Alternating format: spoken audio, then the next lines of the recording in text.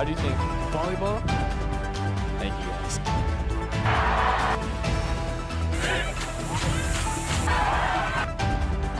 felt like I was just in the middle. Hopefully the Crusaders.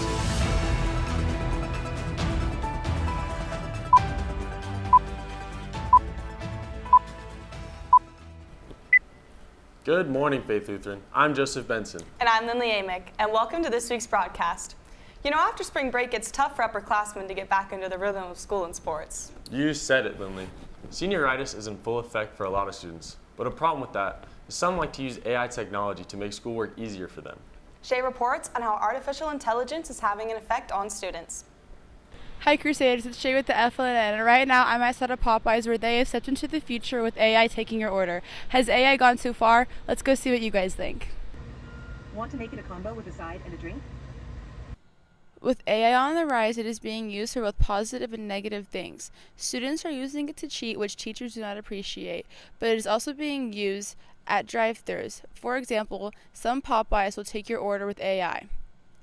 Some people think this has gone too far, while others appreciate this new AI. What do you think AI is being used for mostly now? Probably for school and work. Definitely like homework and like to get answers and stuff. Have you used AI recently? Yes, to like check my homework and stuff. Yes, for homework. Yes. I used it to help myself. Do you think AI has gone too far? Yeah, with like the way they like mimic people's voices now and get them to like say stuff. Yeah, like look, you can't tell if like it's real or fake. Like if someone's singing, like Kai Cenat, like when he was singing, like I didn't know if it was real. No, I think it's good that we have AI. That's it today, Faith Lutheran. What do you think about AI? This is Shay signing off. Thanks, Shay.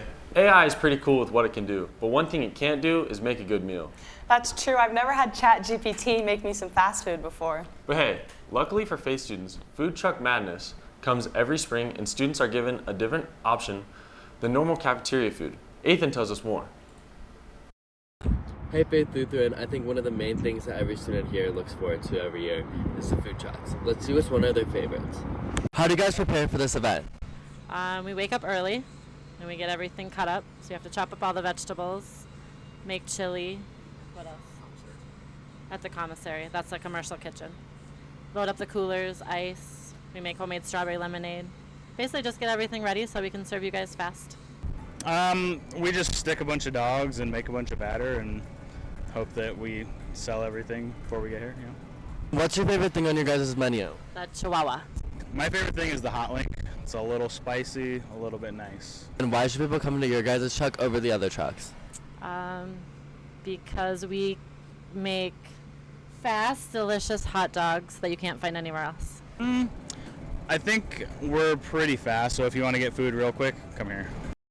Faith Lutheran has food trucks every year. Each Friday in March, a different grade gets to eat at these food trucks. This is one of the main things that everybody looks forward to every year. What did you eat at the food trucks and what would you rate it? I had a snow cone and nacho fries, and the snow cone was good, but the nacho fries were soggy and gross. I had a steak quesadilla from Puppy's Tacos, and it was a solid like 8 out of 10. It was just a little expensive. Were you happy with the selection of the food trucks this year? It wasn't bad, but I could have been better. I'm grateful we had them, but it's kind of like the same thing we get every year, so I wish there was a little more variety. If you could add one more food truck, what would you add? Like a sandwich one. I would either add a Dutch Bros like little catering truck or an In-N-Out truck. Wow, those wings look so good. I think I'm definitely getting some at lunch. This is Ethan Osmond signing off. Thanks, Ethan. Man, I love food trucks, but sometimes those lines can get pretty long. Switching subjects, as some of our viewers know, Faith Lutheran has a very excellent theater program and are nationally recognized for their accomplishments. In exciting news, our theater department has become one of the 29 schools chosen by Broadway to perform Harry Potter and the Cursed Child. Charlotte reports more. Hey Crusaders, I'm Charlotte Siegel from the Flnn, here with Mr. Ball to do an interview about Harry Potter. So, Mr. Ball, what did it take to get the rights to do Harry Potter?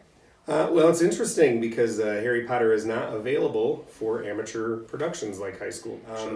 We had to write a big, like entry form, and then we had to make this video as to what makes faith theater special and magical, and we sent that in, and then I guess they chose us from there. Have you thought at all about casting or what you want the show to look like?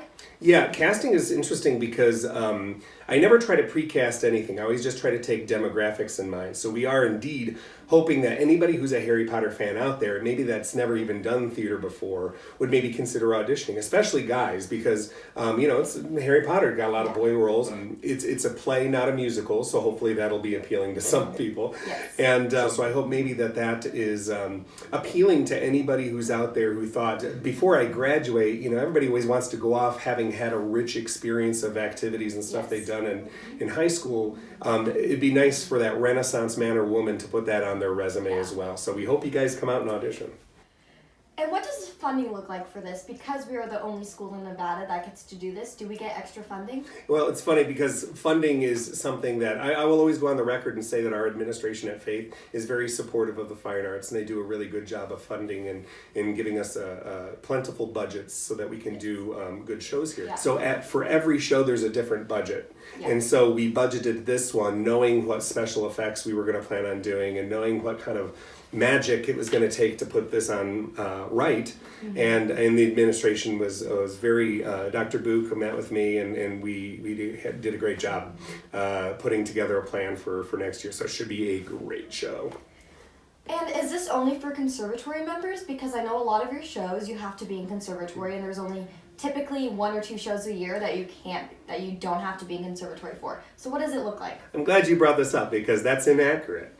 Okay, a lot of people think that's the perception, is that you have to be in the conservatory in order to audition for shows. That's not the case. Okay. All of the shows at Faith Lutheran, anybody can audition for. In fact, we encourage you to. Some of the most grand success stories in Faith Theater were from those that flew under the radar, showed up to audition someday, and got cast and just went crazy with the role, and everybody was so thrilled about it. Okay, well, thank you. I'm sure this was very informative, and we learned a lot. Like, you don't have to be in conservatory to audition for most of the shows here. Mm-hmm. And, well, that's all for today. Thank you, Mr. Ball. Yeah, anytime. Thank you, Charlotte. I know our theater program will do an amazing job with this performance. That's all we have for you this week, Crusaders. Stay tuned for more updates on the Crusader Chronicle. I'm Joseph Benson. And I'm Lindley Amick. God bless.